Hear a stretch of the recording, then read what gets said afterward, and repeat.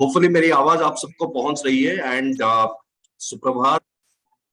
And आशा करता हूं आप सभी लोग बहुत बेहतरीन तरीके से ये गट रिसेट का जो फेज है आप बहुत अच्छी तरह से निभा भी रहे हैं।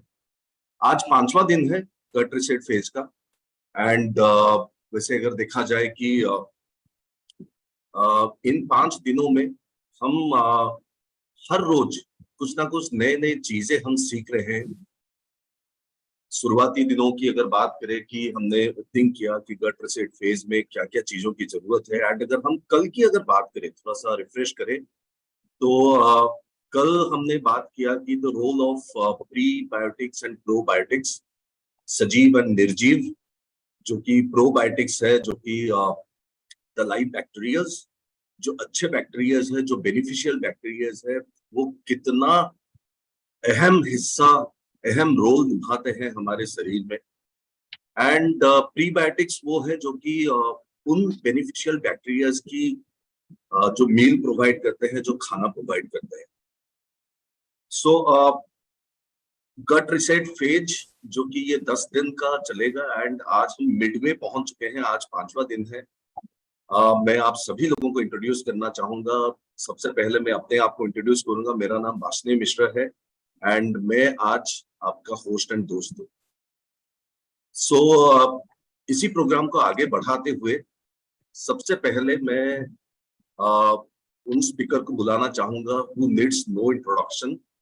लगभग लास्ट 5 दिनों में आप उनसे सुनते आ रहे हैं उनके टिप्स, जो कि बहुत ही महत्वपूर्ण है एंड हमारी हेल्थ के लिए बहुत ही ज्यादा जरूरी है, क्योंकि वो लेके आते हैं अपना जो टिप्स है, जो दुनिया भर की जो बेहतरीन रिसर्च है, रिसर्च की जो फाइंडिंग्स है, वो लेके आते हैं। And he is none other than doctor Shyam Ramakrishnan, who is the director of innovation and science for the emerging markets। And बिना टाइम जाया किए हुए मैं वर्चुअल स्टेज को बुलाना चाहूंगा डॉक्टर श्याम रामकृष्णन को। Doctor Shyam, over to you. Good morning, नमस्ते बसनिया सबको मेरी तरफ से वेरी गुड मॉर्निंग। आज 5वां दिन है। आई एम श्योर आपको बेहतर you are feeling all well, आपके गट का एडजस्ट हो रहा है। तो ये सब गुड साइंस है आपके लिए। और मैंने सोच रहा था कि किस टॉपिक में आज मैं मेरा सोच आपको कह दूं, तो मुझे याद आया कि एक रिसर्च हमने थोड़े साल के पहले किया था। वो है लीकी गट। ये एक कॉन्सेप्ट है लीकी गट, लेकिन लीक और गट, तो इसको हम इंग्लिश में बोलते हैं इंटेस्टाइनल परमेबिलिटी और लीकी गट। तो एक ऐसी कंडीशन है जहां स्मॉल इंटेस्टाइन की लाइनिंग, जो लाइनिंग होते हैं स्मॉल इंटेस्टाइन का, इसमें हार्मफुल सब्सटेंस को रोकने में कम इफेक्टिव हो जाती है, जिससे वो ब्लड स्ट्रीम में वो जो toxic substance blood stream enter कर जाते हैं। ये एक कॉम्प्लेक्स कॉन्सेप्ट है। बहुत रिसर्च हो रहा है इस कॉन्सेप्ट में, और रिसर्च बता रहे हैं कि ये एक one of the most important concept intestinal health के लिए।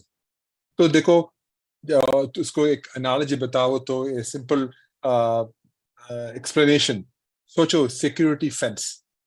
सोचिए इंडस्ट्रियल लाइनिंग को एक सिक्योरिटी फेंस की तरह, जो सिलेक्टिवली कुछ लोगों को यानी कि न्यूट्रिएंट्स को आने जाने देते हैं, लेकिन दुश्मनों को, लेके टॉक्सिन्स जो हो, हार्मफुल बैक्टीरिया जो हो, उसको बाहर रखते हैं। तो जब फेंस में डैमेज या कोई वीक स्पॉट्स आ जाते हैं, तो वो दुश्मनों को अंदर घुसने जाते हैं। तो हमारे ब्लड के अंदर दुश्मनों आ जाते हैं, बैक्टीरिया हो, टॉक्सिक सब्सटेंसेस हो, फूड में जो नेगेटिव थिंग्स है वो भी अंदर जाते हैं। तो हमारे बॉडी में कई सारा प्रॉब्लम्स क्रिएट करते हैं। तो 5 वजह है ये लीक होने के लिए। एक नंबर 1 है हमारे डाइट। क्यों? क्योंकि प्रोसेस फूड और शुगर से गट लाइनिंग का डैमेज होती रहती है। तो हम ज्यादा प्रोसेस फूड खाते हैं, कहीं भी जाकर कौन सा भी पैकेज फूड्स जैसे जैसे हम खरीदते हैं, तो सोच लो ये कितना प्रोसेस्ड है। तो ये प्रोसेस फूड और शुगर एक गट लाइनिंग को बहुत डैमेज करते हैं। सेकंड है stress, almost as important as diet. Stress है जो क्रॉनिक स्ट्रेस, तो हम हर टाइम स्ट्रेस पे बैठते हैं, हमारे काम, हमारे फैमिली, वो स्ट्रेस, इस स्ट्रेस से हमारे इम्यून सिस्टम वीक होते हैं, लीडिंग टू प्रॉब्लम्स। ये गट को डायरेक्टली अफेक्ट करते हैं। फिर तीसरे हैं इन्फेक्शंस। अभी हो सकते हैं कहीं कहीं से इन्फेक्शन मिलते हैं, वो इन्फेक्शंस भी हमारे लाइनिंग को खराब कर सकते हैं। फिर फोर्थ है मेडिकेशंस। कोई मेडिकेशंस जैसे कि एस्प्रिन ले लो, नहीं तो आइबुप्रोफेन ले लो, नेप्रोक्सन ले लो। ये एनसेड्स है, non steroidal anti inflammatory drugs. ये भी पता है कि रिसर्च बताया है कि गट लाइनिंग को इरिटेट करते हैं, उनको उनको लीकी गट बनाते हैं। फिर है एनवायरमेंटल फैक्टर्स, जहां हम रहते हैं, टॉक्सिन्स खाते हैं, टॉक्सिन्स को लेते हैं हम हमारे माउथ से, वो भी हमारे गट को कॉम्प्रोमाइज करते हैं। तो चलिए अपने हाथ के अपने हेल्थ के ख्याल रखने की रिस्पॉन्सिबिलिटी ले और इन्फॉर्म चॉइस से अपने गट हेल्थ को बेहतर बनाइए। तो सोच लो ये है लीकी गट, और उसके कंट्रोल करने के लिए हमारे हाथ में ही है। तो यही मेरा सोच था। चलिए बसने प्लीज और next speaker. Thank you so much doctor Shyam, very बहुत ही महत्वपूर्ण, बहुत ही जरूरी जानकारी आपने दिया। एंड डेफिनेटली आज का जो टॉपिक है ये इसी के ऊपर ही है, एंड उसको हम आगे बढ़ाएंगे। आज का जो टॉपिक है द हार्श रियलिटी ऑफ जो शुगर है, जो प्रोसेस्ड फूड है, जो तरह तरह की हमारी जो आदतें बिगड़ी हुई है, वैसे अगर स्मोकिंग की बात करें, अल्कोहल की बात करें, वो किस तरह से हमारी गट एंड हमारी ओवरऑल हेल्थ को ये अफेक्ट करते हैं, इसके बारे में आज हम ढेर सारी चीजें जानेंगे। एंड उसको जानने के लिए मैं इनवाइट करना चाहूंगा, मैं वर्चुअल स्टेज में आमंत्रित करना चाहूंगा हमारी नेक्स्ट स्पीकर को। लेकिन उनको बुलाने से पहले उनकी थोड़ा सा जानकारी मैं दे दूं। ये वो शख्स है जो लगभग 15 साल की तजुर्बा अपने साथ लेके आए हैं सेल्स एंड ट्रेनिंग का। एडुकॉम्प कंपनी में इनका लगभग 7-8 साल का एक्सपीरियंस है, जो स्मार्ट क्लासेस में वो सेल्स ट्रेनिंग के रूप में काम किए हैं। लगभग 7.5 साल से 8 साल होने को आ रहा है, 7.5-8 साल से वो एमवे के साथ जुड़े हुए हैं, एंड ट्रेनिंग प्रोफाइल में ही जुड़े हुए हैं, जो 2 अलग अलग रीजन्स को हैंडल कर चुके हैं। हमारी वेस्ट रीजन, जहां पे वो एमपी एंड छत्तीसगढ़ के स्टेट ट्रेनर हुआ करते थे, एंड फिर अभी वो currently he is the regional training manager for northern region.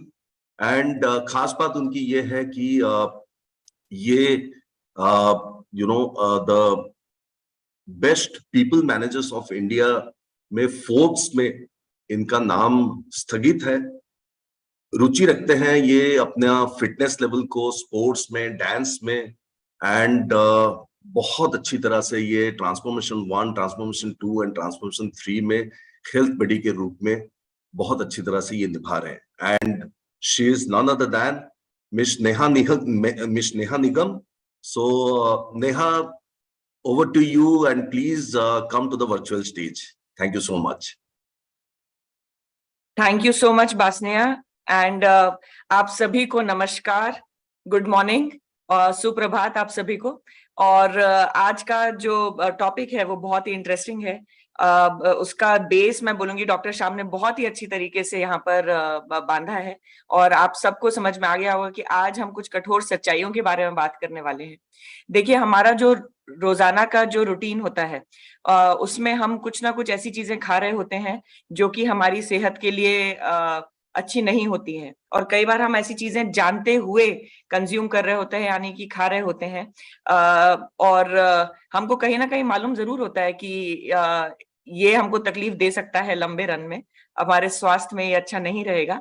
लेकिन हम तब भी जो है हम इनको कंटिन्यू करते हैं खाना, क्योंकि कहीं ना कहीं स्वाद जो है वो सारी चीजों के ऊपर आ जाता है। पर यहाँ पर मैं आपको बताना चाहूंगी कि आज जो हम बात करने वाले हैं, आज का जो टॉपिक है, जिसके बारे में डॉक्टर श्याम ने, बासनिया ने भी बात करी, कि जब हम बहुत ज्यादा चीनी खाते हैं खाने में, और कई लोगों को बहुत ज्यादा पसंद होती है चीनी, मीठा किसको पसंद नहीं होता, राइट? और ज्यादा अगर वसा युक्त खाना अगर हम खाते हैं, या बहुत ज्यादा प्रोसेस्ड खाना अगर आप खाते हैं, शराब का सेवन अगर करते हैं या स्मोकिंग करते हैं, तो वो किस तरीके से आपके शरीर को, आपके आपके स्वास्थ्य को हानि पहुंचा सकता है। आज का जो सत्र है हमारा वो इसी के बारे में है। आप देख रहे हैं स्क्रीन पर, यहाँ पर ये जो हमारी फ्रेंड यहाँ पर जो खड़ी हुई हैं, ये भी थोड़ी सी दुखी हो गई हैं, क्योंकि इनको भी पता लगा कि जब इन्होंने ये सारी चीजें यहाँ पर आप जो स्क्रीन पे देख रहे हैं, देखने में बड़ी अच्छी लगती हैं, जब खाई तो उसकी जो कठोर सच्चाइयां थी वो क्या थी, जब इनको पता लगा तो ये दुखी हो गई हैं। अब दुखी हो गई हैं तो सेशन के अंत तक मेरी पूरी कोशिश रहेगी कि ये थोड़ा खुश हो जाए, और इनको वो रास्ते जरूर मिल जाए साथ साथ कि कैसे अपनी सेहत का ज्यादा बेहतर ख्याल ये रख सकती हैं, राइट? तो चलिए आगे बढ़ते हैं और आज इस सेशन के बारे में बात करते हैं। मैं चाहूंगी आप सबके पास में आपकी नोटबुक, मुझे मालूम है आप सब लेके बैठते हैं, बिल्कुल होगी, तो जरूर अपने कॉपी में, अपने नोटबुक में एक लिस्ट ऐसी लिखिए जो कि रेडीमेड ऐसे कुछ प्रोडक्ट्स हैं जो कि बाजार में मिलते हैं, जो कि खाने में तो मीठे नहीं है, लेकिन उनमें शुगर होती है, यानी कि उनमें चीनी होती है। वो आपके शरीर में, आपके शरीर के ब्लड में, यानी खून में चीनी जो है वो बिल्कुल घोलते हैं, मीठे नहीं होते स्वाद में। आप एक बार लिख के देखिए, और कुछ लोगों को मैं रिक्वेस्ट करूंगी कि ये चैट बॉक्स में भी जरूर मुझे यहाँ पर लिख के बताएं कि ऐसे कौन से फूड आइटम हैं जो कि आप रेडीमेड बाजार से खरीदते हैं, उनमें मिठास खाने में तो नहीं होती, लेकिन कहीं ना कहीं वो मीठे जरूर होते हैं। तो क्या आप मुझे कुछ एग्जाम्पल यहाँ पर बता सकते हैं, या अपने नोटबुक में जरूर नोट कीजिए, क्योंकि मैं जरूर आप लोगों को एग्जाम्पल बताऊंगी और आप आइडेंटिफाई कर पाएंगे कि वो कौन से ऐसे फूड आइटम हैं। ओके,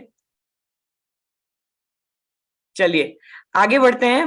मैंने आपको सफिशिएंट मेरे हिसाब से समय दिया है कि आपने वो नोट डाउन किए होंगे नाम। अब मैं आपको कुछ एग्जाम्पल यहाँ पर दिखाती हूँ। हम बहुत आसानी से कुछ फूड आइटम जो है वो रेडीमेड बाजार में मिलते हैं और उनको खरीदते हैं, और क्योंकि आज हम 3-4 चीजों के बारे में बात करने वाले हैं, जैसे चीनी है, जैसे वसा युक्त खाना है यानी फैट्स हैं, साथ ही साथ अल्कोहल यानी शराब के बारे में, और स्मोकिंग के बारे में बात करने वाले हैं। तो मैं एक एक करके इन टॉपिक्स को के ऊपर जो है आपको लेके जाऊंगी। सबसे पहले हम शुरुआत कर रहे हैं चीनी के साथ। तो ये जो फूड आइटम आपको स्क्रीन के ऊपर दिख रहे हैं, देखिए बहुत कॉमनली आप बाजार में जाते हैं, जूस खरीद के लाते हैं, ऑरेंज जूस किसको अच्छा नहीं लगता, राइट? और उसके ऊपर लिखा रहता है बड़े बड़े शब्दों में कि इसमें जो है ऑरेंज पल्प है, और इसमें जो है वो फ्रूट जो है वो पूरा यूज किया गया है। लेकिन क्या आपको मालूम है, जो चीज हम नहीं देखते हैं वो है ये जो शुगर क्यूब्स आप यहाँ पर देख रहे हैं, ये जो चीनी के जो क्यूब्स हैं, यहाँ पे 10 क्यूब एक ऑरेंज जूस की बोतल में आपको मिलते हैं, और एक क्यूब में चीनी की मात्रा आप जानते हैं कितनी होती है? 5 ग्राम। तो आप कैलकुलेट अब कर सकते हैं कि अगर आप एक ऑरेंज जूस की अगर एक बोतल लेके आ रहे हैं और उसमें आपको अगर ये लिखा हुआ है कि इसमें पूरा फ्रूट यूज किया गया है, तो ऐसा नहीं है। उसके अलावा उसमें 10 क्यूब यानी 50 ग्राम चीनी जो है वो उपयोग की गई है।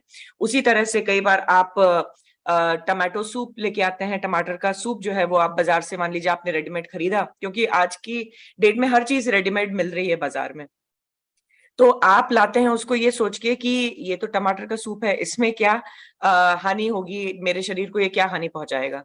लेकिन क्या आपको मालूम है कि उसको स्वादिष्ट बनाने के लिए, कि वो मीठा भी लगे, खट्टा भी लगे, चटपटा भी लगे, ये करने के लिए उसमें लगभग 5 क्यूब चीनी जो है उसके अंदर डाली हुई होती है, यानी 25 ग्राम चीनी आपको उस टमाटर के सूप में मिलती है।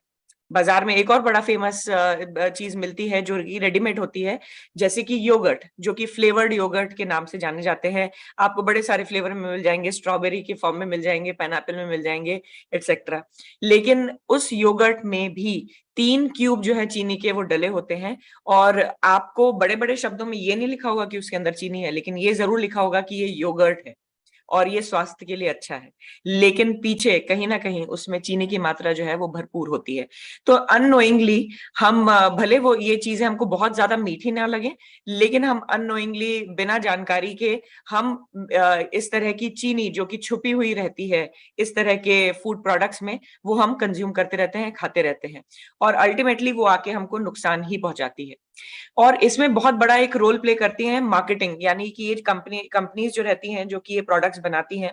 अब मान लीजिए आपने सीरियल लिए, यानी जैसे आप कॉर्नफ्लेक्स, अगर आपने बाजार में मिलने वाले कॉर्नफ्लेक्स आपने खरीदे, जिसमें ये लिखा रहेगा कि ये बड़ा रिच सोर्स है फाइबर का, लेकिन क्या आपको मालूम रहता है कि वो जो रिच सोर्स फाइबर जो बड़े बड़े बोल्ड शब्दों में पैकेजिंग के ऊपर लिखा हुआ है, उसमें 26% चीनी भी मिलाई गई है?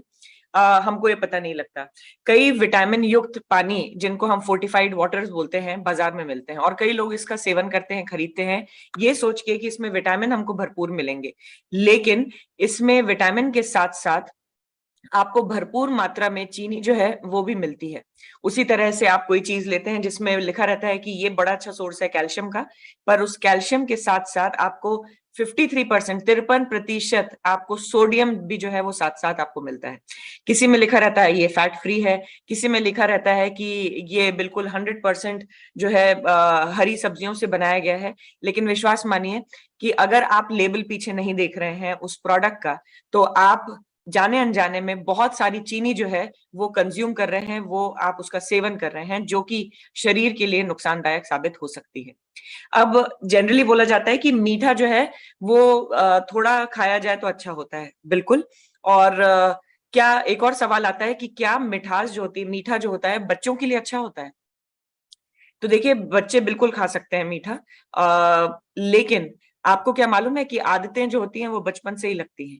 तो अगर आप बहुत ज्यादा अपने बच्चों को भी मीठा खिलाते हैं और उनकी मीठा खाने की आदत बन जाती है, तो वो वयस्क होते होते तक वो एक हैबिट में, यानी आदत में बदल जाती है और वो एक एडिक्शन का रूप ले लेती है।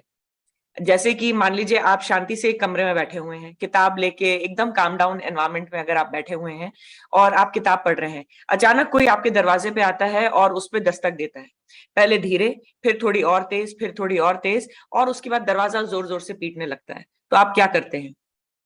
आप ऑब्वियसली आप उठेंगे और जाके आप दरवाजा खोलेंगे, राइट? तो जब आप दरवाजा खोलेंगे, बिल्कुल उसी तरह से एडिक्शन काम करता है चीनी का। क्योंकि चीनी आप थोड़ी-थोड़ी खाना शुरू करते हैं और उसके बाद वो एक आदत में जो है वो बदल जाती है और आपको उसका उसका एडिक्शन जो है वो लग जाता है। तो अगर बचपन से अगर आप इस चीज़ का ध्यान रख रहे हैं कि हमारे जो बच्चे हैं, वो चीनी खाएँ, लेकिन एक लिमिट में खाएँगे, तो कम से कम वयस्क होते-होते तक उनको उसकी आदत ना पड़े, इस चीज़ का हमको ध्यान रखना है। अब अगर जब आप बहुत ज़्यादा चीनी का उपयोग करते हैं, तो ये आपके पूरी ओवरऑल स्वास्थ्य में ये बहुत ज़्यादा नेगेटिव भी असर डालती है। आपको बहुत सारी न्यूट्रिशन की डेफिशिएंसी हो सकती है, कमी हो सकती है, और साथ ही साथ में पोषक तत्व जो हैं वो पूरी तरह से अब्ज़ॉर्ब नहीं होंगे आपके शरीर में, और आपको बहुत सारी ऐसी डिसीज़ेज़ हैं, बहुत सारी ऐसी बीमारियाँ हैं जो कि हो सकती हैं, जैसे कि डायबिटीज़ बहुत कॉमनली हम जानते हैं, आपको हार्ट प्रॉब्लम हो सकती है। ये बहुत कॉमन क्रॉनिक डिजीज़ेज़ हैं जो कि मीठे के सेवन के साथ में जुड़ी हुई होती हैं और आपको आती हैं। अगला जो इम्पैक्ट आता है वो हमारे लिवर के ऊपर आता है। जनरली हम बोलते हैं कि लिवर की जो बीमारी होती है कि फैटी लिवर अगर आपको हो गया, तो वो फैट ज़्यादा खाने से, यानी वसा युक्त ज़्यादा खाना अगर आप खाएँगे तो आपको फैटी लिवर होगा, ऐसा नहीं है। अगर आप ज़्यादा मीठा भी खाएँगे, तो भी आपको फैटी लिवर की शिकायत जो है वो हो सकती है। अब आप सोच रहे होंगे कि ये कैसे? जब आप चीनी खाते हैं कोई भी, तो वो ग्लाइकोजन के रूप में आपके लिवर में जमा होती है। लेकिन जब आप ज़्यादा चीनी खाते हैं, अगर आप कम मात्रा में खा रहे हैं, तो वो ग्लाइकोजन के रूप में आपके लिवर में जमा हो रही है। लेकिन अगर आप ज़्यादा मात्रा में जब चीनी खाते हैं, तो ये ग्लाइकोजन जो है, ये फैटी एसिड के रूप में आपके लिवर में जमा हो रहा होता है, और जमा होते-होते तक ये नॉन अल्कोहलिक फैटी लिवर की कंडीशन में परिवर्तित हो जाता है। और जो कि अगेन हमारे स्वास्थ्य के लिए अच्छा नहीं होता। हमको पता नहीं लगता, हम जब थोड़े-थोड़े अमाउंट में चीनी जो है उसको रोज़ाना खा रहे होते हैं, तो हमको ये बिल्कुल भी एहसास नहीं होता कि ये हमारे शरीर में किस तरह का इम्पैक्ट डाल रही होगी। लेकिन ये बिल्कुल डालती है, और जब हमको इस तरह के हम स्टेज पे जाके खड़े हो जाते हैं, जहाँ हमको फैटी लिवर की शिकायत हो जाती है, तब शायद हमको एहसास होता है। तो क्यों ना इसको हम पहले से रोकें। उसी तरह मूड स्विंग की जब आप बात करते हैं, आपने कभी ध्यान दिया है कि जब आप कोई चीज़ मीठा खाते हैं, तो आपका मूड अचानक से अच्छा हो जाता है। और उसका कारण क्या है? क्योंकि जैसे ही आप मीठा खाते हैं, आपको आपके आपके ब्लड में शुगर स्पाइक होता है, जो कि एकदम से स्पाइक, यानी एकदम से चीनी जो है जब आप खाते हैं, तो ग्लूकोज़ लेवल जो है एकदम हाई हो जाता है आपका, और आपका मूड आपको बेटर फील होने लगता है, अच्छा लगता है। लेकिन जब आप जितनी तेजी से वो ऊपर जाता है उतनी तेजी से वो नीचे भी आता है, और इसी कारण से आपको जो मूड स्विंग है वो बहुत ज्यादा आपको हो रहे हैं। कभी आपका मूड अच्छा होता है, कभी बुरा होता है। उसी तरह से एक और रिसर्च के बारे में भी आपको मैं बताना चाहूंगी कि जो कि 24,000 लोगों के ऊपर लगभग की गई थी, और उनको 2 ग्रुप में बांटा गया था। 2 ग्रुप में बांटने के बाद में एक ग्रुप को बहुत उनको चीनी दी गई कंज्यूम करने के लिए, खाने के लिए, और जब उन्होंने वो खाई तो उन लोगों में ज्यादा देखा गया कि उनको डिप्रेशन के जो केसेस थे उन लोगों में ज्यादा देखे गए, जो कि चीनी का सेवन लगातार करते चले जा रहे थे, और साथ ही साथ उनके शरीर में जो एजिंग की यानी बुढ़ापा आने की जो प्रोसेस थी वो भी बहुत तेजी से आगे बढ़ रही थी। तो ये इम्पैक्ट है जो कि आपके शरीर पे चीनी का हो सकता है। और इसीलिए जब हम आज आप 5वें दिन पे हैं गट रीसेट के, और गट रीसेट में जब हम बात कर रहे हैं तो जरूर ये भी ध्यान देना जरूरी है कि चीनी कैसे आपके गट हेल्थ को भी नुकसान पहुंचा सकती है। सबसे पहले जब हम गट की बात करते हैं तो उसमें अच्छे बैक्टीरिया और जो खराब बैक्टीरिया है उसका सही बैलेंस जो है वो होना जरूरी है। जब आप ज्यादा चीनी का सेवन करते हैं तो ये एक इम्बैलेंस क्रिएट करता है आपके गट के अंदर, आपकी आंतों में, और वहां पर एक फंगस होती है, कैंडिडा फंगस होती है, जो कि गट में जिसकी ग्रोथ जो है वो बढ़ जाती है ज्यादा मीठा खाने से। और अभी डॉक्टर श्याम को आपने सुना था, उन्होंने लीकी गट की बात की थी। तो जब हम गट डिसबायोसिस को देखते हैं तो ये उसमें लीकी गट होना या कॉन्स्टिपेशन होना, ये दोनों ही चीजें जो है ये आपको हो सकती हैं अगर आप ज्यादा मीठा खाते हैं तो। उसमें क्या होता है कि हमारा जब खाना खाते हैं तो उसका न्यूट्रिशन जब थोड़ी देर आपकी आंतों में रुकता है तब उसका न्यूट्रिशन जो है आपकी आंतों में अब्सॉर्ब होता है। लेकिन जब आपको गट डिसबायोसिस की समस्या होती है या गट लीकी गट की समस्या होती है, जो कि ज्यादा मीठा खाने से होती है, तो आप जब भी खाते हैं तो आपका जो गट है, आपकी जो आते हैं वो आपके खाने को, न्यूट्रिशन को होल्ड नहीं कर पाती और तुरंत ही आपकी बॉडी से प्रोसेस होकर बाहर हो जाती हैं, जिसको हम लीकी गट बोलते हैं। तो इस तरह की समस्या आ सकती है। आपको वेट गेन, अगर आप ज्यादा मीठा खाते हैं तो ये वजन आपका बढ़ा सकता है, और साथ ही साथ आपकी जो गट ये काम करने की जो क्षमता होती है वो भी कम हो जाती है, क्योंकि ये कहीं ना कहीं आपके आंतों में सूजन जो बढ़ाने का काम भी ये कर सकता है। तो इसीलिए हमको ये चीज ध्यान रखनी पड़ेगी कि आप जो है मीठा जो है कम से कम खाएं, क्योंकि आपके गट के लिए, आपकी आंतों के स्वास्थ्य के लिए ये ठीक नहीं है। हम वो खाना है अच्छे बैक्टीरिया का। बिल्कुल उसी तरह से जब आप ज्यादा चीनी खाते हैं तो वो खाना होता है आपके बैड बैक्टीरिया का। तो यानी कि जब आप ज्यादा मीठा खाते हैं तो आप अपने बैड बैक्टीरिया को खाना दे रहे हैं और उनको नरिश कर रहे हैं, यानी कि उनकी संख्या जो है वो तेजी से बढ़ेगी, जो कि आपके ओवरऑल स्वास्थ्य के लिए अच्छी नहीं रहेगी। और इसीलिए हमको अपने खाने में चीनी का जो है वो ध्यान रखना जरूरी है। अब चीनी की हमने काफी बात कर ली, अब हम आगे बढ़ते हैं और बात करते हैं वसा युक्त खाना, यानी कि जब हम हाई फैट की बात करते हैं तो उसका मतलब क्या होता है। कई बार आप में से कई लोग हम लोग ऑर्डर करते हैं, जैसे मान लीजिए आपने सलाद घर में बनाई खाने के लिए, और अगर आपने उसमें ये सोच के बनाई कि आज तो मैं सलाद खा रही हूँ, बहुत हेल्दी है, बिल्कुल हेल्दी है, लेकिन वो तब तक हेल्दी है जब तक आप उसमें ड्रेसिंग का उपयोग ना करें। अगर आप उसमें मेयोनीज के रूप में अगर आप ड्रेसिंग डाल रहे हैं तो आप अपनी सलाद में भी आप फैट जो है उसको ऐड कर रहे हैं। ऐसे बहुत सी चीजें जो बाजार में मिलती हैं, जैसे प्रोसेस्ड स्नैक्स जिसमें लिखा रहेगा लो फैट, लेकिन उसमें चीनी का जो कंटेंट है, मात्रा है, वो आपको भरपूर मिल रही होती है। आप एक्सरसाइज करके निकले, आपने सोचा मैं प्रोटीन बार या एनर्जी बार या ग्रेनोला बार जो मार्केट में मिलती है वो खा के अपनी एनर्जी लेवल को और प्रोटीन की रिक्वायरमेंट को जो है ऊपर कर लूंगी, लेकिन जब आप ये खाते हैं तो उसमें भी अगर आपने लेबल ठीक से पढ़ के नहीं ली है तो उसमें भी चीनी भरपूर मात्रा में आपके शरीर में मिल रही होती है। एक और गिमिक है जो कि मार्केट में बड़े आसानी से मिलता है, जो कि है शुगर फ्री के नाम से, sugar free ice cream, sugar free biscuit या कुकीज। जब आप बाजार से खरीदते हैं तो बिल्कुल उसमें चीनी जरूर आपको नहीं मिलेगी, लेकिन उसमें आर्टिफिशियल स्वीटनर का उपयोग किया गया होता है, यानी कि चीनी के बजाय उसमें कोई ऐसी चीजें डाली होती हैं जो कि उसको मीठा तो कर देती हैं, और वो ज्यादा नुकसान करती है। ये भी मैं आपको बता दूं कि वो ज्यादा नुकसान करती हैं। कई बार आप शादी में जाते हैं, पार्टी में जाते हैं, वहां पर जो खाना तैयार होता है वो बहुत ज्यादा ज्यादा एक्स्ट्रा तेल, घी, डालडा, इन सारी चीजों से बना हुआ होता है, और उसका स्वाद बढ़ाने के लिए उसमें कई सारी ऐसी चीजें डाली जाती हैं जो कि आपके स्वास्थ्य के लिए अच्छी नहीं होती हैं। लेकिन इस चीज का हमको ध्यान रखना है। और ये एडेड कैलोरी भी देती है आपको, एडिशनल कैलोरी भी देती है, और साथ ही साथ में आपका जो फैट है वो भी उसको बढ़ाने का काम करती है। कई सारे डेयरी प्रोडक्ट होते हैं जिनका ज्यादा सेवन अगर आप करेंगे तो भी वो आपके शरीर में फैट जो है उसको बढ़ाने का काम करती है। मैं कुछ जरूरी टिप्स यहाँ पर आपको बताना चाहूंगी जिसकी मदद से आप थोड़े से माइंडफुल हो सकते हैं, थोड़े से कॉशियस हो सकते हैं कि आप जो भी खाना खा रहे हैं उसको सोच समझ के आप चूज करें। जैसे कि जब भी आप कोई खाना लेते हैं बाजार से, जो कोई भी चीज आप खाने वाली, आप खाद्य पदार्थ अगर आप खरीदते हैं तो उसके पीछे पलटिए उसको और उसका लेबल को ढंग से पढ़िए, क्योंकि उस लेबल में क्लियरली लिखा होगा कि आपके उस पर्टिकुलर आप जो खरीद रहे हैं उसके अंदर क्या न्यूट्रिशनल वैल्यू है, उसकी कितना वो प्रोसेस्ड है। इस चीज का आपको ध्यान रखना पड़ेगा।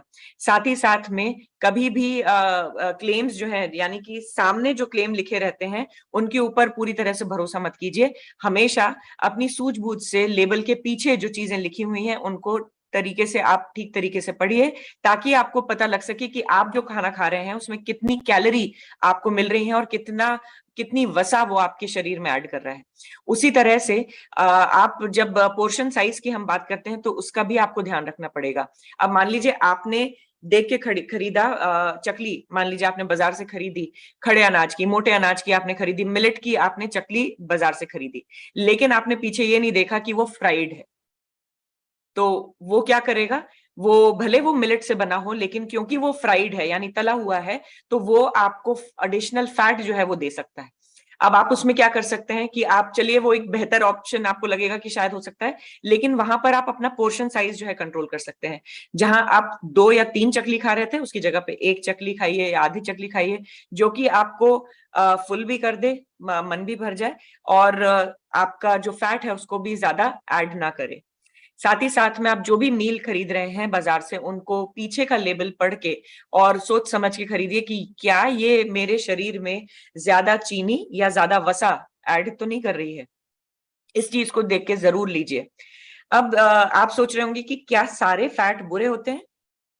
तो मैं आपको बताना चाहूंगी ऐसा बिल्कुल भी नहीं है।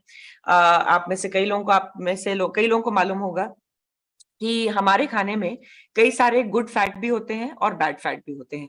मैं कुछ लिस्ट आपको स्क्रीन पे दिखा रही हूँ जो कि आपको ये बता सकती है कि कौन से फैट जो है वो गुड फैट है और बैड फैट है। तो अगर आप एवोकाडो, एग, नारियल का तेल या ऑलिव ऑयल, साल्मन, इस तरह की चीजें खाते हैं तो ये गुड फैट होता है, और इसको हम अनसैचुरेटेड फैट भी बोलते हैं।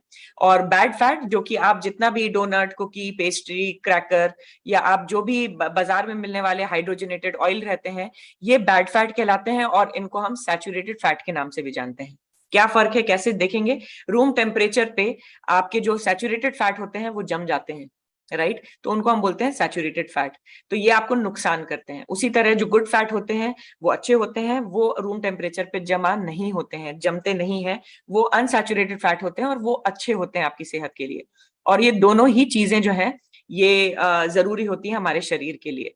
जब आप हाई फैट खाते हैं, यानी वसा युक्त खाना ज्यादा जब आप खाते हैं, तो ये आपको सटाइटी देता है, यानी कि आपको बहुत देर तक ये भूख नहीं लगने देता, आपको फुलनेस की फीलिंग आती है, लेकिन ये आपका डाइजेशन का पूरा प्रोसेस जो है उसको बहुत धीमा कर देता है। आपके गट माइक्रोबायोटा, जो आपके हेल्दी बैक्टीरिया हैं, ये उनको भी इंपैक्ट करता है। आप ज्यादा वसा युक्त खाना खाएंगे तो ये आपके आंतों में सूजन भी जो है वो ला सकता है। तो इसीलिए आपको चाहिए कि आप वसा युक्त खाना जो है उसको कम से कम खाएं, और साथ ही साथ में आपका जो गट है वो सही तरीके से काम करे, इसका हमको ध्यान रखना होगा। ये बाइल प्रोडक्शन और अब्जॉर्प्शन में भी बहुत दिक्कत करता है। अब बाइल यानी पित्त रस आपके शरीर में जो है वो ज्यादा निकलेगा भी, आपके शरीर से निकलेगा भी, और ये एसिडिक भी हो सकता है, यानी आपका गट जो है वो एसिडिक हो सकता है और आपके शरीर को नुकसान पहुंचा सकता है। तो ये चीज आपको ध्यान रखनी पड़ेगी कि वसा युक्त खाने का उपयोग आप ज्यादा ना करें, क्योंकि आपकी गट हेल्थ के लिए ये बिल्कुल भी अच्छा नहीं है। आगे बढ़ते हैं और बात करते हैं हमारे जो तीसरे ऑप्शन है उसकी तरफ, और प्रोसेसिंग फूड की बात करते हैं। यानी आप बाजार से बहुत बना बनाया रेडीमेड खाना जब आप खरीदते हैं तो क्या होता है। देखिए, जब आप बना बनाया खाना खरीदते हैं या बहुत ज्यादा प्रोसेस्ड फूड खरीदते हैं, जैसे मान लीजिए कोई ऐसी चीज ली जो कि मैदे से बनी हुई है, तो मैदा बनता गेहूं से ही है, लेकिन वो इतना प्रोसेस्ड फॉर्म है उसका कि उसमें कोई न्यूट्रिएंट नहीं बचता है। और उससे बनी हुई कोई भी चीज, चाहे आप ब्रेड खाइए, आप बिस्किट खाइए, कुकीज खाइए, केक खाइए, पेस्ट्री खाइए, उसमें कोई न्यूट्रिशन वैल्यू आपको नहीं मिल रही होती है और वो नुकसान ही करता है। यानी आप एक्स्ट्रा काम दे रहे हैं अपने शरीर को कि वो करे और उसको डाइजेस्ट करे, क्योंकि डाइजेशन में भी उसको बड़ा टाइम लगेगा। आपको खाली कैलोरीज मिल रही होती हैं, कोई न्यूट्रिशन नहीं मिल रहा होता। उसको स्वाद अनुसार बनाने के लिए उसमें बहुत सारे आर्टिफिशियल फ्लेवर का उपयोग किया जाता है, एडिटिव यूज किए जाते हैं, और ये आपकी पूरी डाइजेस्टिव हेल्थ को जो है गड़बड़ा देता है। उसी तरह से आपके जो गट के हेल्दी बैक्टीरिया हैं उनका भी बैलेंस जो है वो इम्बैलेंस हो जाता है। और साथ ही साथ क्योंकि इनका स्वाद बढ़ाने के लिए इनमें ऐसी चीजें डाली जाती हैं कि ये अडिक्टिव हो जाती हैं, यानी आप बार बार, एक बार नहीं खाएंगे, आप बार बार इस चीज को खाएंगे। तो ये उसको पैलेटेबल बनाने के लिए, यानी आपकी जबान को अच्छा लगे, ये करने के लिए उसमें इस तरह के एडिटिव जो है उसमें डाले जाते हैं, और कई ऐसे इंग्रेडिएंट होते हैं जो कि उसके अंदर छुपे होते हैं और आपको नुकसान पहुंचाते हैं। अब हम आगे बढ़ रहे हैं और थोड़ी सी मैं बात करूंगी शराब के बारे में। आज की हमारी लाइफस्टाइल में ये एक बहुत कॉमन फैक्टर हो गया है आपके जानने पहचानने में, और सबकी लाइफ में शराब जो है एक बड़ा बड़ा इंपॉर्टेंट एक रोल प्ले करने लग गई है। और लेकिन मैं आपको बताना चाहूंगी कि कुछ कठोर सच्चाइयां हैं जो कि इसके साथ जुड़ी हुई हैं, जो कि आपको जाननी जरूरी है और आपके द्वारा शायद बहुत लोगों की मदद भी कर सकती है। क्या आपको मालूम है कि कितना, जब आप अल्कोहल या शराब जब कंज्यूम करते हैं तो आपको लगभग 7 कैलोरी जो है पर ग्राम शराब में आपको मिलती है। और कई बार ऐसा लोगों को लगता है कि जब वो शराब पियेंगे उनको नींद अच्छी आएगी। ये बहुत बड़ी गलतफहमी है। उनकी नींद जो है वो टूटी हुई रहती है। कभी भी जिसको हम डीप स्लीप बोलते हैं या एक अच्छी नींद बोलते हैं, कभी भी शराब के सेवन के बाद वो आपको नहीं आ सकती है। इसका असर आपकी याददाश्त पे भी पड़ता है। आप कंज्यूम तो करते हैं, यानी आपका पेट तो आपको भरा हुआ लगेगा जब आप शराब पीते हैं, लेकिन कोई न्यूट्रिशन तो ऐड नहीं कर रही होती है। तो आपकी न्यूट्रिशन आगे जाके, अगर आप इसके आदतन बन जाते हैं, तो ये आपके शरीर में न्यूट्रिशन की डेफिशिएंसी भी लेके आती है। आप जब शराब पीते हैं तो एक्सीडेंट के रिस्क बढ़ जाते हैं। और साथ ही साथ मान लीजिए कोई गर्भवती अगर महिला है, तो गर्भवती महिला अगर शराब का सेवन करती हैं, तो ये उनके होने वाले बच्चे के ऊपर भी बहुत ज्यादा असर जो है वो डाल सकता है, जिसको हम फीटल अल्कोहल स्पेक्ट्रम डिसऑर्डर भी बोलते हैं। वो बच्चा जो है वो विकलांग भी हो सकता है और उनको मेंटल डिस्टरबेंस भी हो सकता है। तो ये सारी चीजें जो है ये आपके शराब के सेवन के साथ में जुड़ी हुई होती हैं, और कहने की बात नहीं है कि ये आपके हार्ट को भी नुकसान पहुंचा सकती हैं। ये सारी चीजें जो है इम्पैक्ट करती हैं। उसी तरीके से जब आप स्मोकिंग की हम बात करते हैं, तो ये भी आपके शरीर में बहुत ज्यादा नेगेटिव जो है रोल प्ले करता है। ये आपके ओवरऑल शरीर के अपीयरेंस में इम्पैक्ट डालेगा। आपने देखा होगा जो लोग बहुत ज्यादा स्मोक करते हैं उनके चेहरे से आप बिल्कुल पता लगा सकते हैं कि वो ज्यादा स्मोक करते हैं, ज्यादा सिगरेट पीते हैं। उसी तरह से उनके आसपास जो लोग सिगरेट पीते हैं, उनके आसपास जो लोग रहते हैं, वो सेकेंड हैंड स्मोक कर रहे होते हैं बाय डिफॉल्ट। तो उनके भी स्वास्थ्य के ऊपर ये बहुत ज्यादा नेगेटिव असर डालता है। और साथ ही साथ जो शरीर स्वास्थ्य की जो रिस्क होती है, हमारी बीमारियों की रिस्क जो है वो बढ़ती चली जाती है। ये आपके शरीर में एजिंग की प्रोसेस को बहुत तेजी से आगे बढ़ाता है। आप जल्दी बुढ़े दिखने लगते हैं। आपके शरीर में मेटाबॉलिज्म जो है आपका, जो पाचन तंत्र है वो भी गड़बड़ा जाता है, और न्यूट्रिशन जो है वो सही तरीके से अब्सॉर्ब नहीं होते। आपके शरीर में गुड और बैड बैक्टीरिया का सारा जो डाइवर्सिटी है वो इम्बैलेंस हो जाती है, और आपके शरीर में अच्छे बैक्टीरिया की कमी होने लगती है। ये सारी चीजें जो है ये स्मोकिंग के साथ आपको मिलती हैं। और इन सारी चीजों का इम्पैक्ट, अगर मैंने आज बात की है चीनी की, वसा युक्त खाने की, ज्यादा प्रोसेस्ड फूड की, इन सब चीजों का जो असर है हमारे लिवर पे, हमारे दिल पे यानी हार्ट पे, पेनक्रियाज पे, किडनी पे, ब्रेन पे, ये बहुत ज्यादा पड़ता है। और लंबे समय में अगर हमको चाहिए कि हम स्वस्थ रहें, अपने शरीर को बेहतर करें, तो हमको मीठे के ऊपर अपने स्वास्थ्य को चूज करना होगा। हमको जो भी हाई फैट यानी जिसमें वसा बहुत ज्यादा है उस तरह के खाने को मना करना होगा। हमको ज्यादा फ्रेश खाने के ऊपर फोकस करना होगा, बजाय इसके कि हम बाजार से रेडीमेड खाना खरीदें। और साथ ही साथ में शराब और सिगरेट का जो सेवन है उसको हमको अपने जीवन से जो है बिल्कुल निकालना होगा। तब आप एक हेल्दी लाइफ जो है उसको आप लीड कर सकते हैं।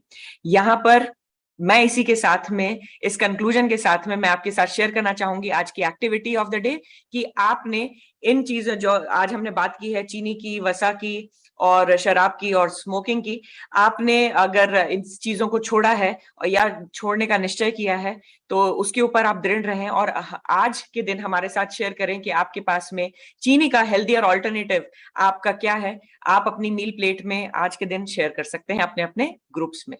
तो इसी के साथ मैं आज का ये सेशन जो है वो खत्म करना चाहूंगी और मैं वापस बासनिया को हैंड ओवर करना चाहूंगी।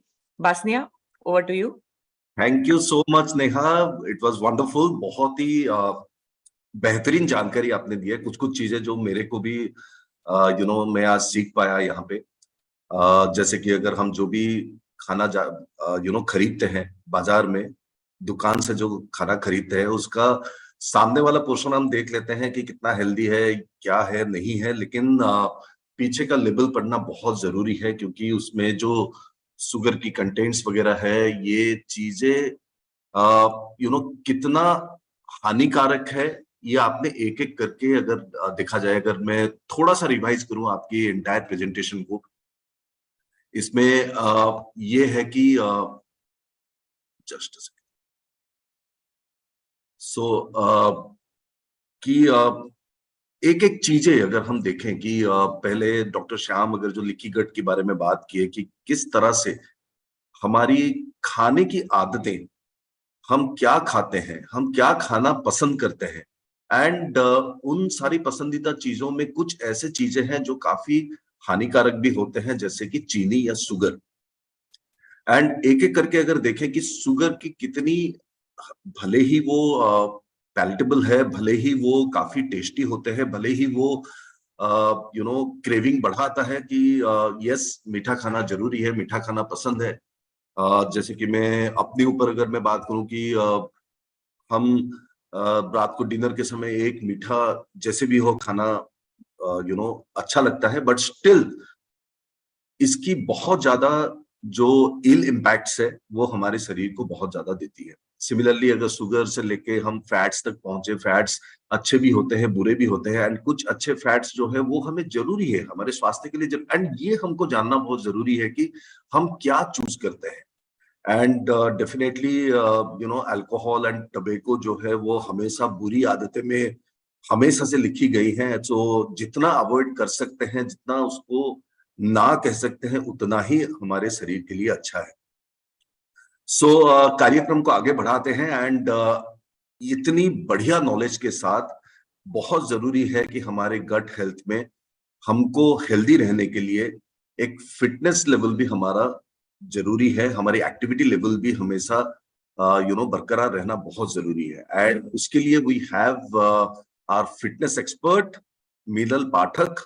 सो मीनल हमसे ज्वाइन कर चुकी है हमारी इस सेशन में, एंड मैं बिल्कुल समय वेस्ट ना करते हुए मीनल जी को बुलाना चाहूंगा। Meenal, welcome you on the virtual stage, over to you.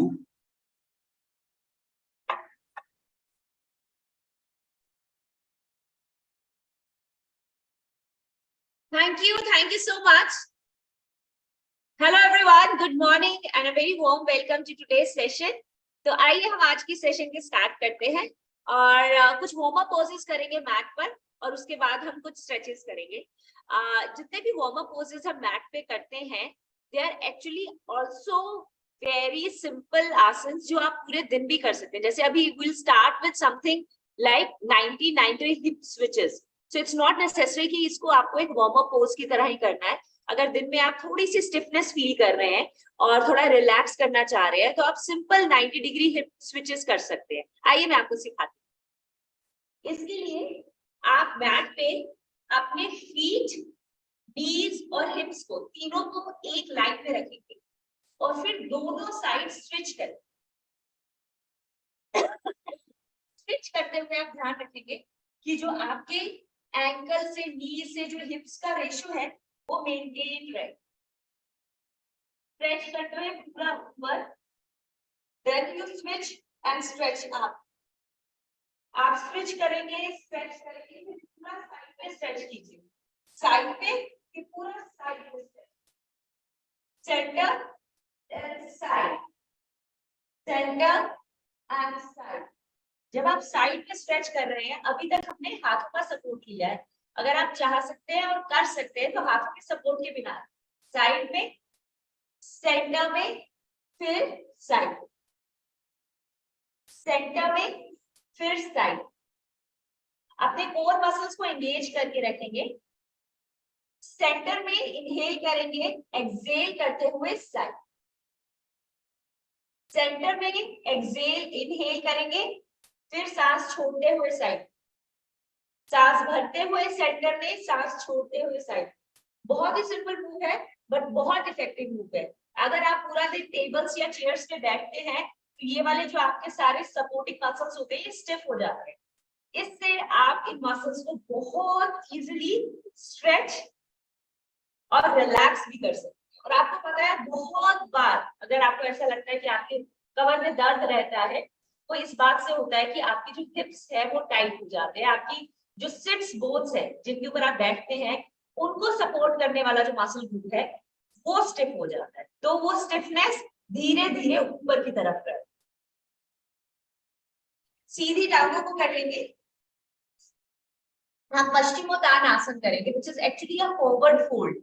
तो बहुत सारे लोग जिनको फॉरवर्ड फोल्ड करने में प्रॉब्लम होती है तो आप क्या करेंगे, आप मैं एक सिंपल सा हैक सिखाऊंगी जिसमें आप स्ट्रेच भी कर पाएंगे, आप सरेंडर के बेनिफिट्स भी ले पाएंगे, आप अपने सोलर प्लेक्सस को भी एंगेज कर पाएंगे, लेकिन आप अपनी कमर को अगर वो इन्फ्लेमेट है तो उसको आप रिलीज रखें। तो क्या करेंगे, जब हम पश्चिमोत्तानासन वैसे करते हैं तो हम अपनी लेग्स को सीधा रख के फोल्ड करें। अब हम क्या करेंगे, लंबी गहरी सांस भरिए, हाथों को ऊपर लेकर जाएंगे, सीधा खींच के इतना खींच लीजिए जैसे आप ताड़ आसन में खींचते हैं ना अपने आप को, ऐसे खींचिए पूरा ऊपर की तरफ, कमर से सीधा, यहां से रीढ़ की हड्डी से अपने आप को पूरा ऊपर की तरफ खींचिए अच्छे से। अब जब आप सांस छोड़ते हुए आगे आएंगे तो ध्यान ये रखना है कि हाथों से या शोल्डर से अपने आप को खींच के नहीं आना है, आपको अपनी हिप से हिंज करके आना। तो उसके लिए क्या करेंगे, पहले हल्का सा घुटना मोड़ लीजिए, उसके बाद आपकी जो पूरी चेस्ट है वो है उसको थाइस पर ले होल्ड कर लीजिए अच्छे से। जब आप ऐसे होल्ड करेंगे तो आप सबसे पहले अपनी स्पाइन को लॉक करें। स्पाइन लॉक मतलब स्पाइन को स्ट्रेच करके आपने अपनी चेस्ट के साथ थाइस पे लॉक कर। अब आप स्पाइन को गलत तरीके से नहीं खींच सकते क्योंकि आपके स्पाइन के साथ आपके कोर मसल्स और थाइस का सपोर्ट है। अब आप उतना ही नीचे जाएंगे जहां तक आप जा सकते। पकड़ लीजिए अपने पंजों को सेंटर में, हील्स को जहां पर आप पकड़ सकते हैं वहां पकड़ लीजिए। फिर धीरे धीरे ये कनेक्शन नहीं छोड़ेंगे, जहां तक जा सकते हैं वहां तक जाइए। परफेक्टली फाइन अगर आप यहां तक जाते। आप देखिए वो फॉरवर्ड फोल्ड जो आप करना चाह रहे हैं, आप हिप से हिंज करके लिटरली अपनी सही ढंग से कमर को स्ट्रेच करके जा रहे हैं और सारे के सारे जो आपके कोर मसल्स हैं, जितना भी आपका मणिपुरा चक्र को हम इनिशिएट करना चाह रहे हैं वो भी हो। और फिर स्ट्रेच करिए और नीचे और नीचे। जरूरी नहीं है कि एकदम से जैसे मैंने खींच के पाँव खोल दिया आपको ऐसे खोलना है, जितनी धीरे आप जा सकते हैं। ये कनेक्शन को तोड़े बिना उतनी धीरे धीरे धीरे नीचे जाए। अगर किसी को सर्वाइकल स्पाइन की प्रॉब्लम है तो हमेशा ऐसे ही स्ट्रेच करें, मतलब जैसे मैं आपको ऊपर की तरफ देखती हूँ इस तरह से स्ट्रेच करें। पूरी कमर को मोड़ने के बाद पूरे हेड को नीचे नहीं करेंगे, बहुत हैवी होता है ये प्रेशर। आपको पता है आप दिन में कितनी बार ऐसे झुक के काम करते हैं, आपके सर का 4-5 किलो का वेट होता है ऑन एन एवरेज। अगर आप 4-5 किलो का वेट इस पतली सी गर्दन पे रखेंगे सारा दिन, आप सोचिए क्या करेंगे, है ना। सो प्लीज अपने डिवाइसेस को इस तरह से देखना छोड़ दीजिए, अपने डिवाइसेस को इस तरह से देखिए या फिर अपने टेबल्स और चेयर्स पे रख के देखिए, जिससे आपकी जो नेक है वो कंफर्टेबली अपने शोल्डर्स पे प्लेस रहे। ऐसा ही है, उसका काम यही है, ये वाला काम अभी हमने इन्वेंट किया। अदरवाइज आपकी नेक का काम ऐसा ही, फॉरवर्ड फोल्ड होके बहुत ज्यादा इस एरिया को हम इन्फ्लेमेट। ठीक है, लंबी गहरी सांस लेंगे, खींचेंगे अपने आप को तान के अच्छे से, हल्के से नीज को मोड़ लीजिए, चेस्ट को पूरा लॉक कर दीजिए, थाइस के साथ होल्ड कीजिए और फिर सांस छोड़ते हुए वहां तक जाएंगे जहां तक जा सकते, स्ट्रेच करते। अगर कंफर्टेबल है तो ही अपने फोरहेड या चिन को घुटनों तक लेकर आएंगे, नहीं तो जहां पर है वहां पर होल्ड कीजिए। होल्ड करते हुए जैसे आप इनहेल करेंगे तो अपनी स्पाइन को लेंथन करेंगे, जैसे सांस छोड़ेंगे थोड़ा और नीचे जाने की कोशिश, ठीक है। 3 बार करेंगे, लंबी गहरी सांस अंदर, सांस छोड़ते हुए स्ट्रेच डाउन। स्ट्रेच अभी भी आपको पूरा फील होगा, यू विल फील इट कि आपके काफ मसल्स पे स्ट्रेच आ रहा है, हैमस्ट्रिंग्स पे स्ट्रेच आ रहा है, कोर तो आपका एंगेज है ही, बस ये सही तरीका है इस चीज को करने का। और नीचे जा सकते हैं, थोड़ा और नीचे जा सकते हैं। तो 3 सांसों तक, 3 लंबी गहरी सांसों तक जहां तक जा सकते हैं वहां तक जाए, फिर वापस सांस भरते हुए। इस तरीके से आपकी रीढ़ की हड्डी में प्रेशर नहीं आएगा और सही तरह से स्ट्रेच भी। जादू शीर्ष आसन करेंगे सिंगल लेग, तो आप अपने हील को ग्रोइन तक लेकर आएंगे और दूसरी लेग को सीधा करेंगे। मैंने स्ट्रेच करवाया था, आपको याद है, जिसमें मैंने आपकी लेग्स को पूरा ओपन खुलवाया था, फिर मैंने सिर्फ इसको स्ट्रेच करवाया था साइड, है ना, हाफ पिजन की प्रेपरेटरी। इसके अंदर ये लेग साइड में नहीं जाएगी, सीधी जाएगी, जिससे आपका जो पंजा है वो पूरा ग्रोइन और आपके हिप्स के साथ तना रहेगा अच्छे से, जहां तक आप ले जा सकते। सेम लंबी गहरी सांस, ताड़ासन ऊपर की तरफ खींचते हुए और सांस छोड़ते हुए फिर से हम आगे आएंगे, लेकिन वही बात, हम शोल्डर से प्रेशर नहीं डालेंगे, अपनी कमर को गोलाई में नहीं लाएंगे, हमें हिप से हिंज करना है। तो आप हल्का सा घुटना, पंजों को पकड़ लीजिए, फिर सांस छोड़ते हुए वहीं तक जाएंगे जहां तक जा सकते। जरूरी नहीं है कि बिल्कुल सीधा कर ले एकदम से, फिर वही बात हो जाएगी, वहां तक जाइए धीरे धीरे, वहां तक जाइए जहां तक जा सकते। कंफर्टेबल है तो हल्के हल्के से अपने आप को स्पाइन से ही, कमर से ही सीधा करते हुए रिलैक्स करते हुए आगे की तरफ होल्ड करेंगे। यहां पर 1, लंबी गहरी सांस अंदर बाहर, 2,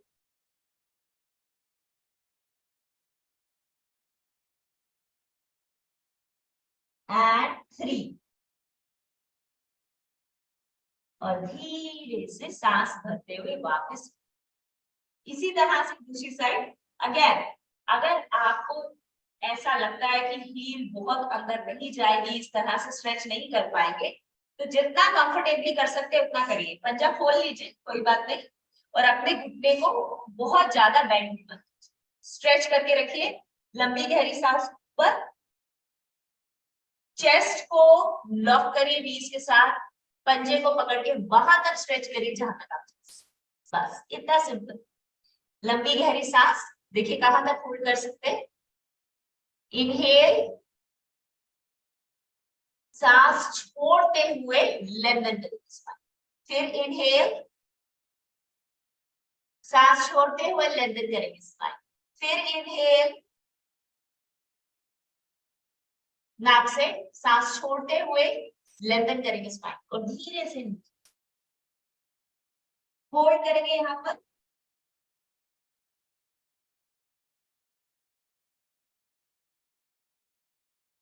सरेंडर, आपके आसपास, आपके अंदर अभी भावना होनी चाहिए सरेंडर, मतलब सब कुछ दे दिया, सब सरेंडर, आपकी ईगो, आपकी गिल्ट, वो सभी एनर्जीज जिसको आपने होल्ड करके रखा हुआ है अपने पास, सब कुछ सरेंडर कर, लेट इट ऑल गो। वो सभी एनर्जीज जो आपको, आपके लिए अच्छी नहीं है, उनको बिल्कुल भी पकड़ के नहीं रखेंगे। वज्रासन में आएंगे हम, आज उत्तरासन करेंगे विच इज कैमल पोज।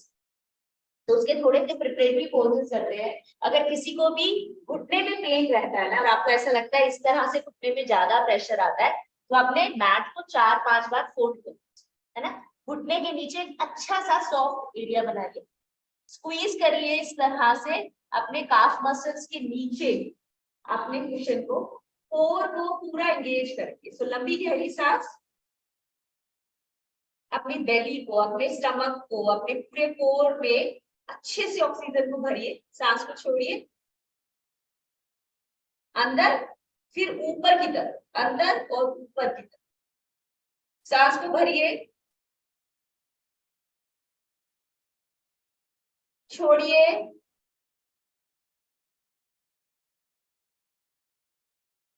सांस को भरिए, सांस को छोड़िए। इसे डीप बेली ब्रीदिंग भी कहते हैं, डायफ्रैग्मेटिक ब्रीदिंग भी, डीप बेली ब्रीदिंग भी। आपको पता है जब हम ऑफिस में होते हैं और काम के प्रेशर में होते हैं, कई बार हम इतनी शैलो ब्रेथ करते हैं कि यहाँ तक भी सांस को नहीं भरते हैं, मतलब इतनी फास्ट होती है हमारी ब्रीदिंग। और क्या क्या होता है, जो कंधे हैं उनको हम ऐसे उचका देते हैं, प्रेशर में होते हैं ना ये, और ये जितनी भी जॉ लाइन है इसको टेंस कर लेते हैं, जो आपकी जीभ है उसको ऊपर तालू से लगा लेते हैं ऐसे, ये भी टाइट है। यहाँ पर वो जो एग्री लाइन्स होती हैं वो बन जाती है, पूरे के पूरे फोरहेड में स्ट्रेस ले आते हैं इस तरह से। और सांस तो लेना भूल ही गए, यहाँ तक आती है सांस, है ना। इसको रिलैक्स करने के लिए ऐसे आप जब अपने ऑफिस टेबल्स पे या किसी भी जगह पे ऐसे स्ट्रेस्ड है तो क्या करेंगे, जरूरी नहीं है वज्रासन में बैठने का, चेयर पे रिलैक्स करने के लिए लंबी गहरी सांस भरेंगे, अपने दोनों हाथों को पीछे की तरफ ले जाए, चेयर से थोड़ा आगे आ जाइए, पीछे की तरफ, सांस को छोड़ते हुए हाथों से खोलेंगे अपनी चेस्ट को, शोल्डर्स को पूरा अच्छे से रोल बैक करेंगे, अपनी चिन को ऊपर की तरफ, रिलैक्स, पीछे की तरफ स्ट्रेच, फिर धीरे से, फिर से लंबा गहरा सांस, सांस छोड़ते हुए पीछे, चेस्ट को खोल देंगे पूरा का पूरा, मतलब आपका हार्ट चक्र खुला है, मणिपुरा चक्र खुला है अच्छे से, विशुद्धि पूरे अच्छे से स्ट्रेच है, खोल दीजिए तीनों चक्र को, जो आप ब्लॉक करते हैं ना इस तरह से, इन तीनों चक्रों को आप खोल देंगे अच्छे से, और इसको ऑक्सीजनेट करेंगे ऑक्सीजन के साथ। और सिर्फ 3 लंबी गहरी सांसों में आप अपने सोचने का नजरिया बदलें, बिल्कुल आउट ऑफ द बॉक्स सोच सकते हैं अगर आप ब्रेक लेकर दिन में 5-6 बार डीप ब्रीदिंग प्रैक्टिस करें। सिंपल है, कितना सिंपल है ना। एक बार और करके लंबी गहरी सांस लेंगे, इस बार कोशिश करेंगे कि ये जो लोअर लिप है ना, इसको ऐसे करके ऊपर की तरफ स्ट्रेच करेंगे, तो और क्या स्ट्रेच हो जाएगा अच्छे से, ये जो जॉ लाइन हम ऐसे खींच के रखते हैं ना दबा के, स्ट्रेस में रिलैक्स हो जाएगी, रिलीज हो जाएगी, ना चाहते हुए भी रिलीज हो जाएगी ऐसे। Lower lip up, sky, skilling, ऐसे करो। लंबी गहरी सांस, सांस छोड़ते हुए लोअर लिप अप, खींचिए ऊपर और ऊपर,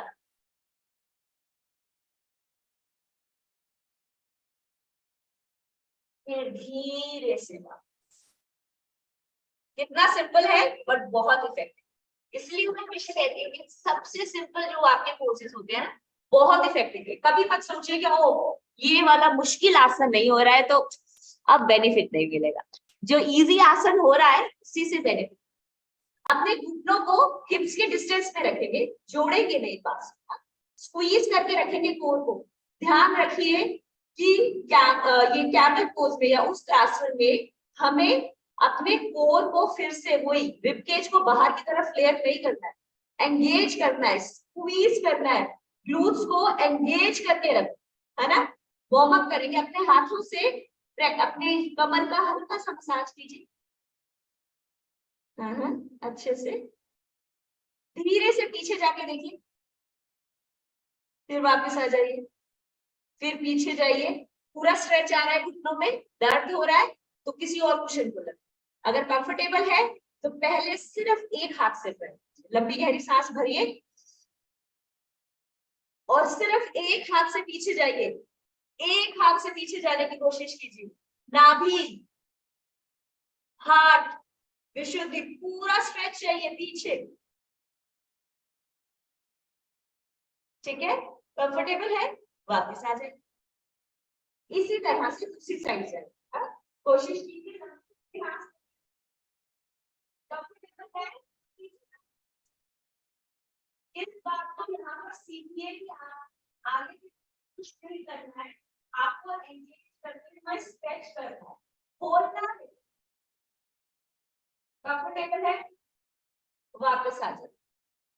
वैसे तो आप आंखों को बंद कर सकते हैं, पूरा अच्छे से स्ट्रेच कर सकते हैं, लेकिन अगर किसी को हल्का सा भी डिजी लग रहा है, ऐसा लग रहा है कि हल्का सा चक्कर आ रहा है, तो प्लीज अपनी आंखों को बिल्कुल बंद मत कीजिए। अभी बॉडी में वो सेंस ऑफ बैलेंस नहीं है, आप गिर जाए। लंबा गहरा सांस लेंगे, दोनों हाथों से इस बार होल्ड करेंगे, स्क्वीज करेंगे, पूरा नीचे। देखिए कहां तक जा सकते हैं आप। नीचे तभी जाएंगे जब इसको आगे पुश करना छोड़ दें। एंगेज करिए ग्लूट्स को और फिर नीचे अच्छे से स्क्वीज कर देंगे, होल्ड करेंगे थोड़ी देर। उसी तरह लंबा गहरा सांस, अंदर बाहर, लंबा गहरा सांस, अंदर बाहर। एक और बार, अब बहुत धीरे से कोशिश कीजिए। एक हाथ, फिर दूसरे हाथ। ठीक है, हमेशा याद रखिए कि जो भी इंजरी होती है, कर लेते हैं सब, जो झटके से वापस आते हैं उससे आपको इंजरी होती है। तो अगर आप पूरा नीचे हैं तो एकदम से ऐसे झटके से वापस आप नीचे हैं, पूरा आपने हेड डाउन किया है, पहले हल्के से हेड को सीधा कीजिए, एक हाथ के साथ वापस आइए और फिर ऊपर आ जाइए। ठीक है, आपकी वापस आने की जो प्रोसेस है बहुत सॉफ्ट एंड सिंपल होनी चाहिए। आपको अपनी बॉडी को रिलैक्स करना है, आपकी बॉडी शुड फील गुड, बहुत झटके और जर्क देकर। ठीक है, फिर नीचे चलते हैं, अपने हिप्स के साथ पूरा स्क्वीज करते हुए अपने एंकल्स पे आएंगे, चाइल्ड पोज। आप रियलाइज करेंगे कि जितना बार हम आसन की प्रैक्टिस कर रहे हैं उतनी बार आप कंफर्टेबल फील कर रहे हैं, उतना बेटर हो रहा है आपके पोजेस।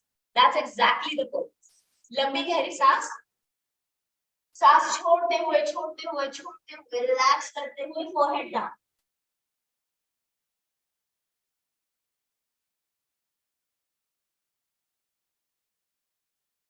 दो से तीन बार लंबा गहरा सांस लेंगे,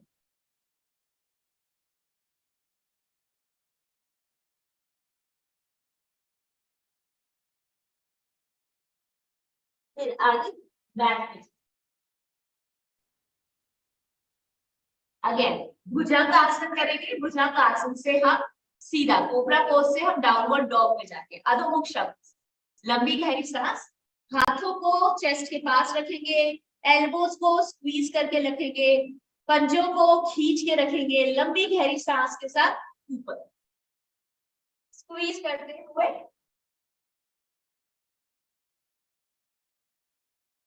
पंजों को अंदर घुमाते हुए, सांस को छोड़ते हुए, सांस को छोड़ते हुए नीचे स्क्वीज करेंगे, करेंगे। किसी डाउनवर्ड डॉग में अभी हम इसको 4 बोलते हैं, मतलब 1 2 3 4। आपकी 2 लेग्स हैं और 2 हाथ इसमें लगे हुए हैं, इसको हम 3 लेगेड बना, मतलब एक टांग को उठा लीजिए, यहाँ से एक टांग को उठा लीजिए, खींच दीजिए अपने आप को ऊपर की तरफ अच्छे से, फिर वापस, फिर दूसरी साइड से खींच दीजिए अपने आप को ऊपर की तरफ अच्छे से। तो ये वाला जो आपका पाँव है ये भी पंजों पे आ जाएगा और दूसरा भी पंजों पे खींचते हुए अच्छे से स्ट्रेच कीजिए, लेंथ दीजिए अपने स्पाइन को, फिर वापस, फिर दूसरी साइड खींचते हुए स्ट्रेच कीजिए अच्छे से, स्पाइन को खींचिए, फिर वापस फिर दूसरी साइड खींचते हुए,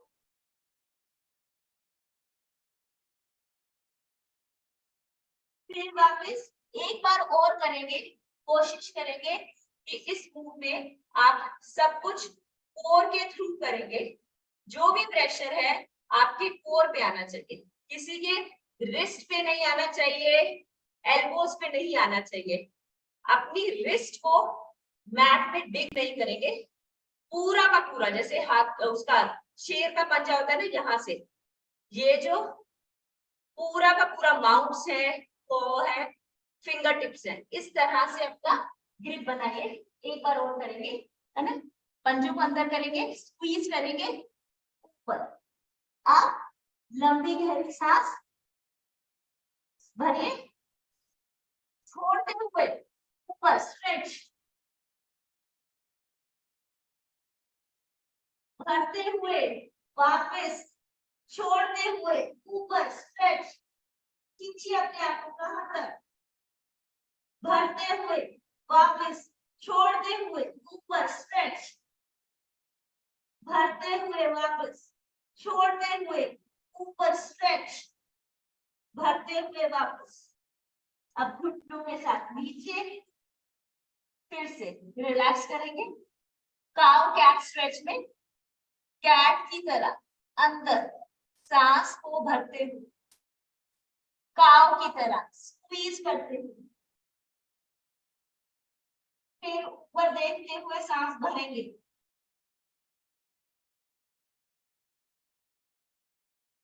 सांस छोड़ते हुए,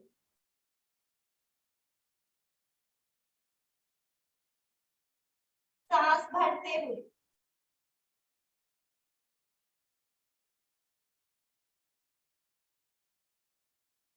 सांस छोड़ते हुए,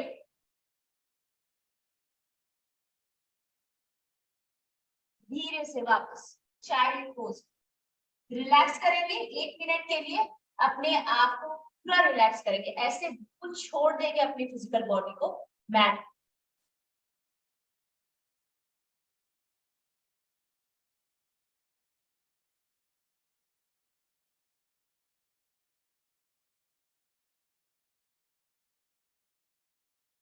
जिस तरह से आपकी सांस अंदर और बाहर जा रही है, उस प्रक्रिया पे ध्यान देंगे एंड यू रियलाइज कि वो ही एक मेडिटेटिव प्रोसेस है, बहुत easy and very relax.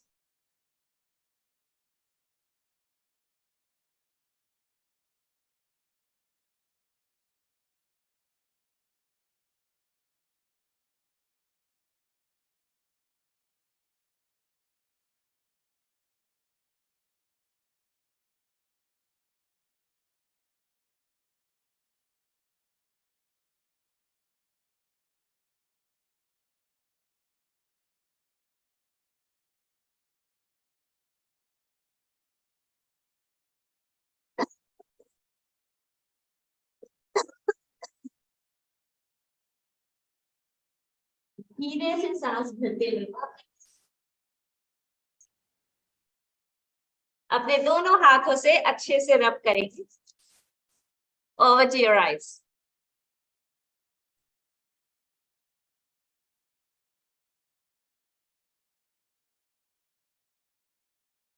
Thank you so much. और वो सभी लोग जिन्होंने मैसेज किया था कि उनको आसन के नाम चाहिए, मैंने साथ में सभी आसन के नाम दिए। आई थॉट कि मैं लिखूंगी, बट इतना हमारे पास टाइम है। Thank you so much. मैं कोशिश करूंगी अगली बार सारे आसन के नाम लिखने का। I'll see you all. Take care. Have a great day. Keep smiling. Keep spreading your positive vibes. जहां जहां आप जाएं, अपनी इतनी सुंदर सी एनर्जी, अपनी खुशियां, सब कुछ बिखेरते चले। एंड यू विल रियलाइज कि जितना आप दिल से ये सब देंगे, उतने ही दिल से मल्टीपल फोल्ड होके वो आपके पास आएगा। लेकिन वो आएगा इस भाव से नहीं देगी, इस भाव से देगी कि आप देना चाहते।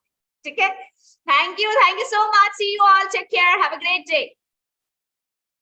Thank you so much Meenal, it was wonderful and बहुत ही अच्छा, बहुत ही ऊर्जापूर्ण था। एंड आपका मैसेज डेफिनेटली सबको पहुंचा होगा।